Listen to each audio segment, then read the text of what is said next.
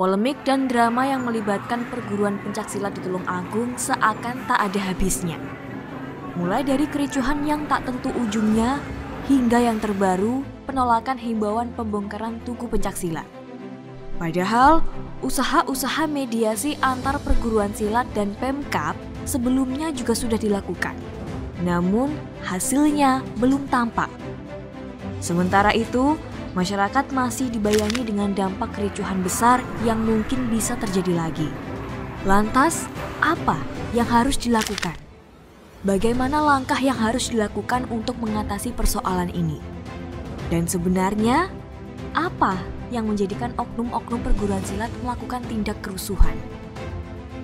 Kali ini tim Radar Tulungagung menggali perspektif soal pertanyaan-pertanyaan tersebut dari kacamata pengamat sosial. Dan berikut tanggapan dari Ahmad Zahid, dosen sosiologi Universitas Islam Negeri Sayyid Ali Rahmatullah Tulungagung.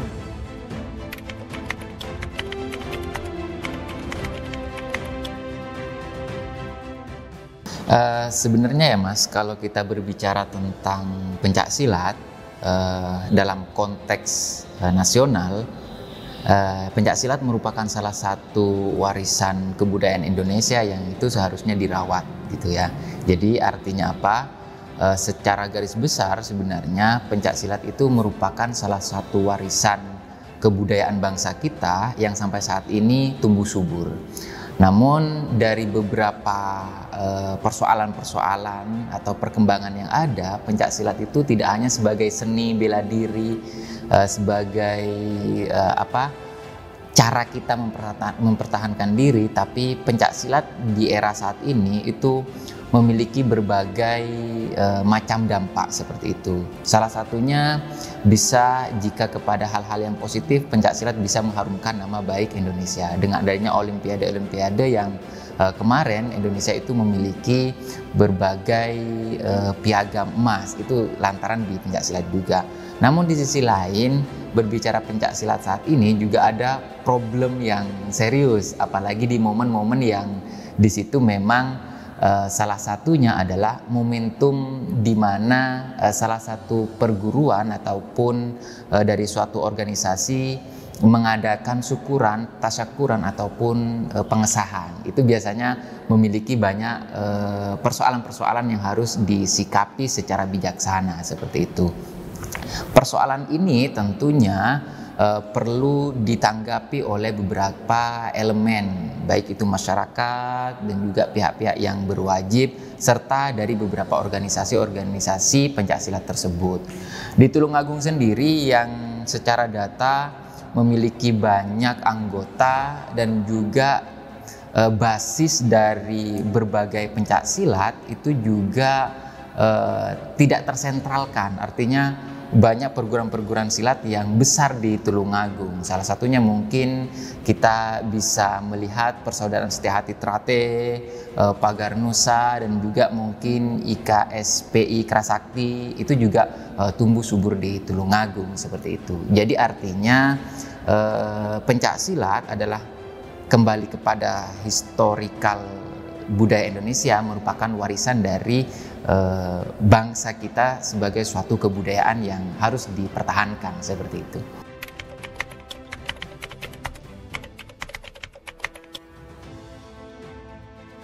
Ya, itu tadi ya. Karena berbicara pencaksilat yang begitu besar, tentu kita berbicara ini secara sosiologis ya. Terjadinya sebuah konflik ataupun kerusuhan yang terjadi dalam suatu komunitas tidak hanya ada di pencaksilat tapi di komunitas-komunitas tertentu, itu sebenarnya didasari oleh adanya ideologi ataupun pemikiran yang memicu salah satu anggota yang tidak memahami ajaran-ajaran dari pencaksilat itu sendiri. Jadi sebenarnya bukan perguruan pencaksilatnya yang salah, tetapi oknum pencaksilat yang tidak memahami ajaran-ajaran pencaksilat itu sendiri. Itu yang pertama. Kerusuhan terjadi itu bisa kita lihat dalam dua bentuk. Yang pertama adalah intern dan ekstern. Kalau kita lihat di ekstern ataupun di luar seperti itu, banyak pemicunya seperti itu. Kalau misalnya yang sering beredar itu karena ada beberapa oknum yang membuat crash, artinya orang kedua yang membuat crash, itu juga terjadi adanya perusuhan. Juga adanya simbol-simbol tertentu yang itu sekali lagi ada sentimen dari perguruan silat, itu juga akan menjadi pemicu. Namun sekali lagi yang menurut saya, pandangan saya dari beberapa analisis yang saya temukan, problem-problem yang terjadi mengenai kerusuhan itu sebenarnya sekali lagi saya tekankan itu dari intern oknum pencaksilat itu sendiri. Karena kenapa? Karena banyak beberapa faktor. Yang pertama, ketidaksiapan mental terhadap terhadap identitas dirinya ketika disahkan, seperti itu. Itu yang terjadi. Mohon maaf sebelumnya. Orang-orang sepuh itu tidak akan melakukan hal yang sifatnya kekerasan di jalan, tapi mungkin mohon maaf sebelumnya malah oknum-oknum yang belum matang secara psikologis itu yang biasanya melakukan hal-hal tindakan yang di luar ajaran dari pencaksilat itu sendiri. Jadi kalau misalnya kita lihat ataupun presentasekan dampak dari ekstern, yaitu dari luar, itu sangat kecil sekali terjadinya chaos ataupun kerusakan-kerusakan yang akan diakibatkan oleh oknum-oknum pencaksilat. Tapi yang terbesar sebenarnya lebih kepada bagaimana personality ataupun dari dari anggota-anggota pencaksilat itu sendiri yang belum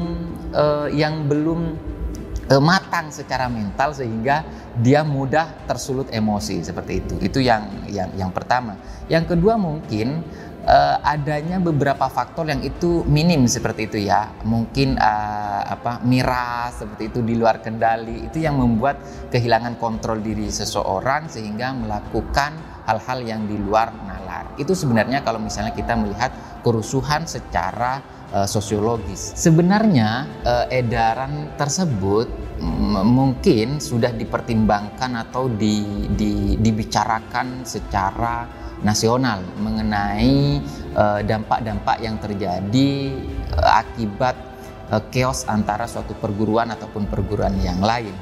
Namun pandangan saya, penggusuran ataupun pentiadaan Tugu itu merupakan salah satu yang perlu kita analisis seperti itu.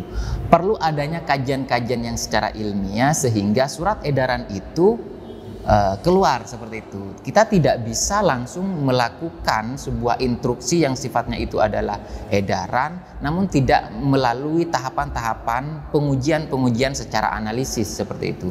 Karena kenapa? Karena ketika kita berbicara tentang tugu, itu merupakan simbol. Dalam sosiologis, ketika kita berbicara tentang simbol, kita berbicara tentang identitas diri. Ketika kita berbicara identitas diri, kita akan berbicara tentang ideologi. Ketika berbicara ideologi, kita akan berbicara sebuah organisasi yang besar. Artinya apa? Identitas yang digusur berarti secara logika dia telah merendahkan ideologi-ideologi tertentu ataupun ajaran-ajaran tertentu. Ini menurut saya pribadi, penggusuran bukan salah satu alternatif untuk meredam adanya chaos. Saya beberapa kali membaca sebuah artikel seperti halnya kalau tidak salah di Madiun seperti itu. Ketika ada sah-sahan pengesahan dalam satu perguruan silat, semua tugu itu ditutup. Nah, penutupan tugu itu untuk meminimalisir adanya konflik ataupun antara adanya crash. Nah, sampai saat ini yang saya ketahui belum ada crash yang berhubungan dengan tugu. Nah, kalau misalnya kita bandingkan daripada merobohkan tugu dengan menutup tugu ketika selamatan ataupun sah-sahan, itu kan lebih meminimalisir konflik yang lebih besar. Karena kenapa? Karena ketika digusur tidak hanya berkonflik dengan berbagai oknum ya, tapi sebenarnya itu sudah berkonflik kepada organisasi itu sendiri. Karena sekali lagi secara sosiologis, identitas itu adalah simbol yang merepresentasikan jati diri organisasi itu sendiri. Bagaimana mungkin seandainya sebuah simbol itu tiba-tiba digusur, walaupun itu adalah instruksi, namun sekali lagi menurut saya perlu ada kajian yang ilmiah, penelitian yang secara ilmiah, sehingga ada suatu konsensus bahwasanya jalan ini penting untuk meredam konflik. Dan saya pun bisa menjamin penggusuran Tugu itu tidak menjamin ketidakadaan konflik antara pencaksilat. Saya sepertinya pembacaan saya seperti itu.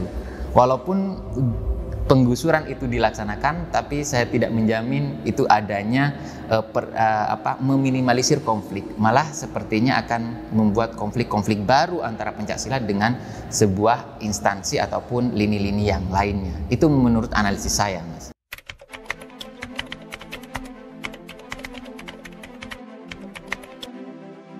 Yang jelas, kalau berbicara kerusuhan, banyak hal yang merugikan masyarakat seperti itu. Infrastruktur ya sangat jelas seperti itu. Pengerusakan yang terjadi juga di beberapa media juga bisa kita lihat. Kerusakan yang sangat parah itu akan berdampak kepada masyarakat. Yang kedua, ada traumatik seperti itu. Ada traumatik dan juga ada stereotip bahwasanya pencak silat yang awalnya menjadi sebuah kebudayaan Indonesia yang perlu kita rawat, pencak silat yang menjadi salah satu mengharumkan bangsa kita, itu akan stereotipkan bahwasanya pencak silat sebagai kerusakan, pencak silat menjadi salah satu komunitas yang merusak dan lainnya. Itu yang akan diakibatkan oleh yang diakibatkan atau yang menjadi hal-hal yang di dalam masyarakat akan tampak kepada diri kita bahwasanya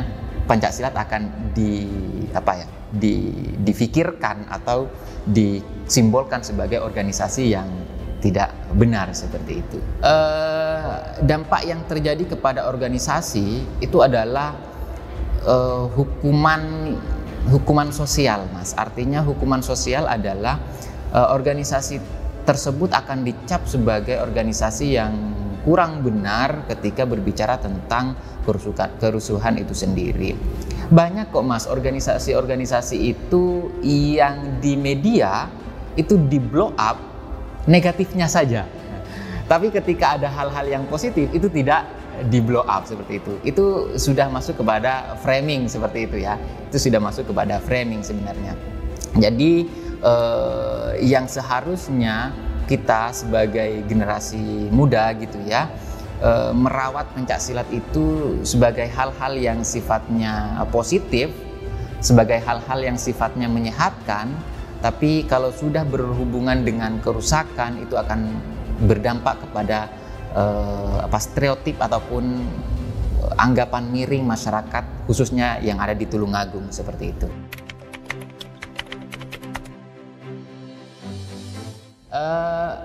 Sebenarnya saya melakukan sedikit riset gitu ya, Mas, mengenai pencak silat itu sendiri.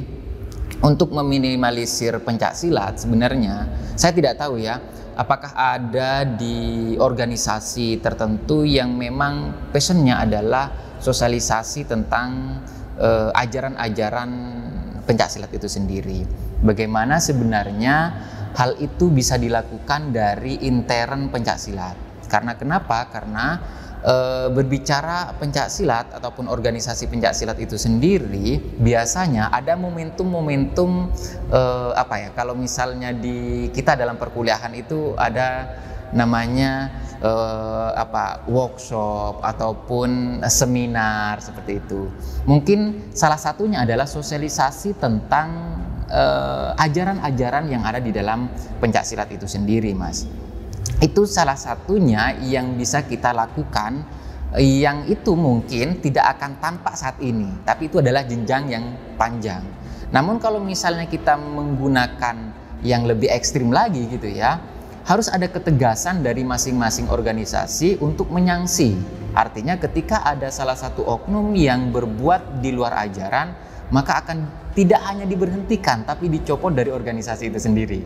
Dan itu setahu saya itu belum ada yang melakukan seperti itu, Mas. Nah, andai saja seperti itu, mungkin ada rasa takut gitu ya, ada rasa kehilangan identitas ketika saya sendiri melakukan hal yang di luar konteks perguruan itu dan saya harus dipecat dari organisasi tersebut.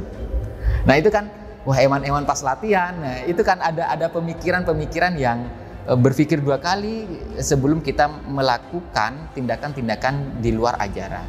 Itu sebenarnya. Dan masukan saya sebenarnya Mas, perlu adanya semacam tim atau tim pengkajian ataupun tim pemikir, lembaga riset dan kajian dari masing-masing organisasi itu sendiri. Karena kenapa? Karena jika hal itu dilakukan, penyerapan ajaran-ajaran di dalam suatu organisasi itu akan dampaknya akan lebih besar dibanding kita langsung melakukan instruksional, melakukan dilarang konvoi seandainya. Itu kan sifatnya instruksional ya, dan itu saat itu.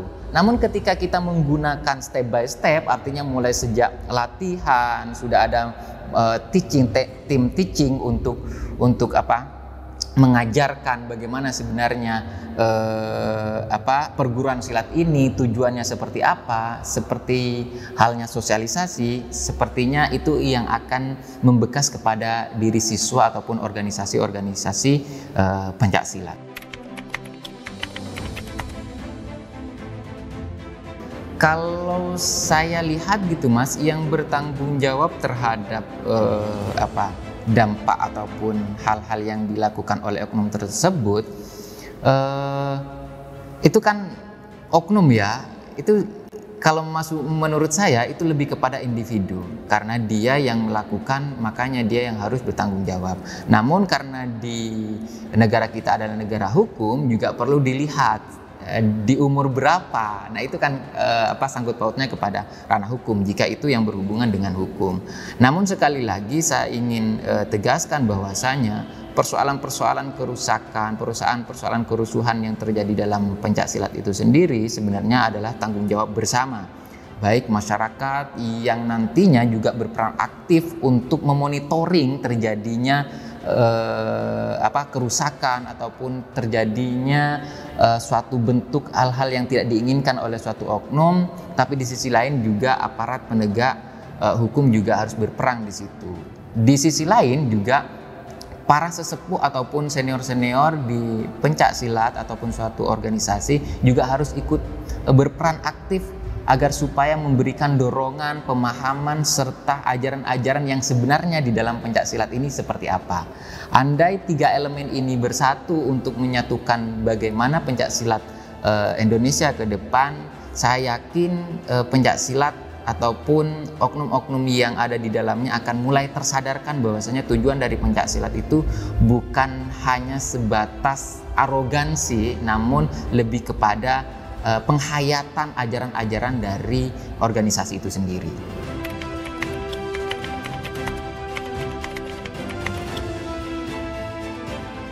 Dijadikan satu itu kayaknya di Madiun itu sudah ada ya, jadi ada, dan itu juga ada beberapa polemik seperti itu, dan itu sekali lagi tidak menyelesaikan konflik yang ada atau tidak meminimalisir sebuah crash yang ada di dalam pencak silat. Namun mungkin sekali lagi Mas, perlu adanya riset deh Mas, perlu adanya riset, kajian ilmiah, bagaimana sebenarnya membuat suatu konsensus antara suatu perguruan dengan perguruan yang lain agar supaya tidak terjadi yang namanya konflik ataupun chaos itu sendiri. Dan itu menurut saya menarik karena sejauh ini tidak ada riset yang saya ketahui ya, tidak ada riset yang memang benar-benar dari suatu perguruan dengan perguruan lain membicarakan bahwasanya bukan atasan ya, tapi di akar rumput gitu loh, dari setiap ranting gitu, piye jalukmu gitu, bagaimana kalau misalnya kita menawarkan hal-hal yang sifatnya seperti ini. Kita terkadang Mas tidak mendengarkan suara dari akar rumput, tapi kita selesai di atasan seperti itu, di elit-elit perguruan itu sendiri, sehingga apa yang diinginkan oleh akar rumput yang tahu bagaimana sebenarnya di lapangan itu tidak terpublikasi di masyarakat seperti itu, sehingga pengambilan keputusan sebelah pihak itu terjadi. Andai saja ada riset-riset yang mengembangkan hal itu, menurut saya akan ketahuan sebenarnya gara-gara apa sih, atau kenapa kalian melakukan hal-hal yang di luar ajaran itu sendiri. Itu menurut saya.